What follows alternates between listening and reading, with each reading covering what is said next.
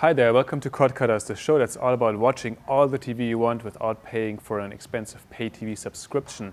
And in this episode, we're going to transform an ordinary Roku media streamer into a DVR. Now, Roku is a great device for watching Netflix, watching Hulu Plus, a couple other channels, but it really doesn't have access to live television, live broadcast channels, and also getting archive broadcast. It's a little lacking aside from Hulu Plus. So we found a trick though to get all of that stuff that's coming over the air straight onto your Roku, and let's take a look at how that works. So if you want to turn your Roku box into a DVR, you need one accessory, and that's an ITV device like this ITV1 USB stick here, which essentially allows you with a regular antenna to watch TV on your computer, over-the-air television on your computer. And then you need to do one other thing, you need to get a special channel. It's a private channel on Roku, the Nowhere DVR channel. For that, you're going to go to a website, thenowhereman.com, and we're going to feature the address in the show notes to this episode. And once you're on that website, you scroll down a little bit, and you find the Nowhere DVR entry. And then it says, this is a private channel. To install it, click here. So you click on it. It is going to take you to the Roku website. If you are logged in already, you can simply add this channel. Otherwise, you have to log in at this point. And when you have done that, you go to Yes, Add Channel, click on it, and then it's going to tell you that it has added this channel to the Roku box. I prepared it already. It's on our TV here, the Nowhere DVR channel. We can access it, and it offers me two options essentially. You can access live TV with it, and you can access recordings with it, like as if you had a DVR. But we're going to take a look at the live TV first. And this takes a little while because it's streaming through our local network. And it also has to down-convert the signals a little bit. We're going to access, let's say, educational channel here, like PBS, a local PBS affiliate. Let's start streaming it. It converts it again. The signal gets degraded a little bit because it's too big of a file, too big of a stream. And this process kind of degrades the signal a little bit. And at the same time, occasionally, there might be some congestion in your network, so it might stutter occasionally. We have to see how this works out. There's various ways to optimize this, but let's see what we work with right here.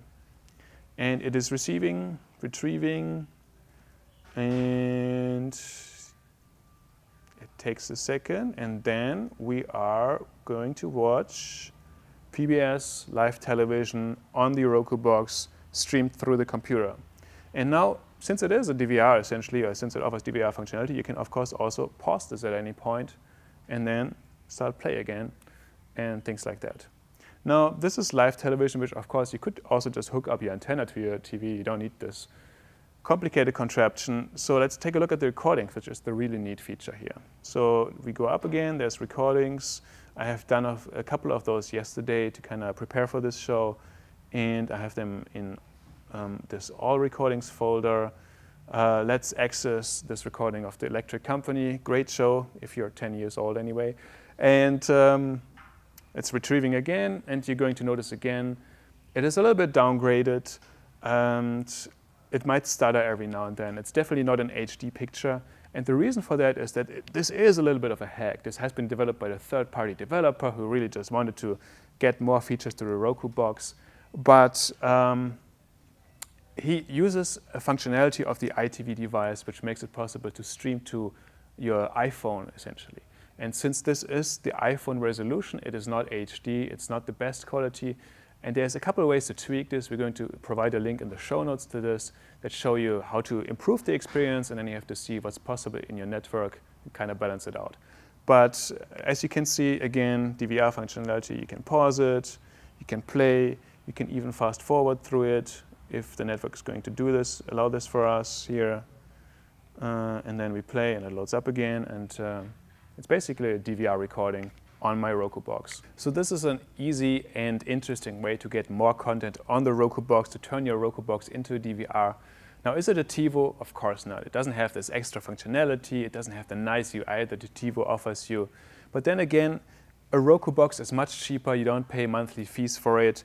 And if you want to get more content on the Roku box, this is a nice hack to do it. And I have to really emphasize it is a hack, but I think it is really clever because it connects devices in a new way. And I always really like that when will find these new tricks to get more stuff out of a device that they already own. Now, if you own a Roku and you have a clever hack like this to share with us, or maybe you own another device, a boxy box, or a computer connected to your television, and you have found interesting and new ways to get content this way, we would love to hear from you. Send us your emails to cordcutters@gigaom.com, or you can get in touch with us on Twitter. We are @cordcutters. You can keep up with what we're doing there as well.